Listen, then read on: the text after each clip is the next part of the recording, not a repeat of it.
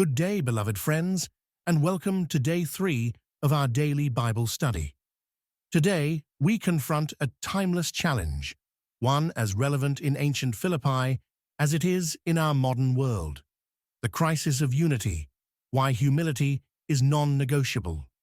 We're opening our King James Bibles to Philippians chapter 2, verses 1 through 4, to uncover Paul's profound call to selfless community, unity, and mutual humility.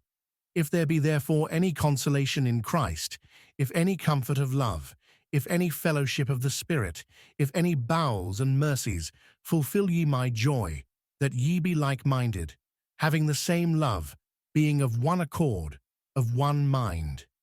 Let nothing be done through strife or vainglory, but in lowliness of mind, let each esteem other better than themselves.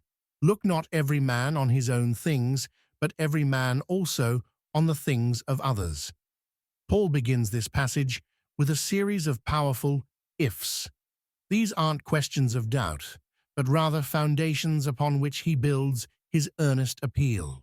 He is reminding the Philippians, and us, of the profound spiritual blessings and shared experiences we have as believers. Upon these foundations, Paul makes an impassioned plea. Fulfill ye my joy, that ye be like-minded, having the same love, being of one accord, of one mind. Imagine the joy of an apostle, seeing his spiritual children living in such harmony. This isn't about robotic conformity, but a unity of purpose, a shared heart, rooted in Christ's love. Now, we come to the very heart of the crisis Paul addresses.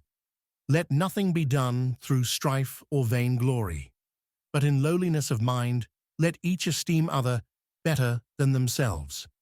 This isn't about false modesty or self-deprecation.